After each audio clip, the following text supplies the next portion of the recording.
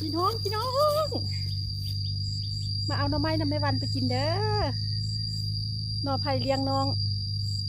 ฤดูนี้ฤดูหน่อไม้ออกเอาไปเผาเห็ดหมกใส่ซีนหมูหรือว่าเอาไปเห็ดหน่อไม้ส้มเห็ดหน่อแซ่กินแซ่บมาแวะเอาน้ำแม่วันเด้อเผาหน่อไม้เองเห็ดหมกเป็นคนดังมาเผาแล้วก็หมกในวันเห็ดหมกใส่ซีนหมูส่วนประกอบของเพื่อนกัน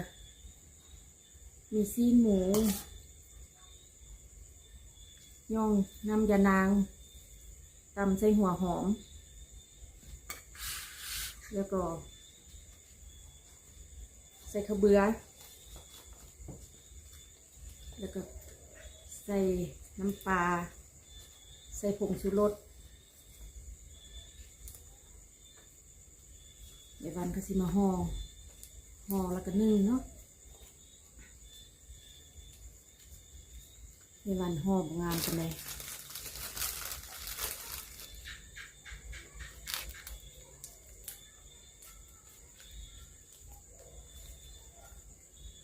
ห่อบ่ยังงามกันเลยกระยามันเลยเนาะเอาเฮ็ดกินเองเนาะเอาบ่ได้เฮ็ดขายถ้าเฮ็ดขายก็ต้องเฮ็ดงามเพราะว่ายานผู้ซื้อเพิ่นสิติแล้วใส่หม้อไปเบิ่งนำกันเนาะใส่หม้อ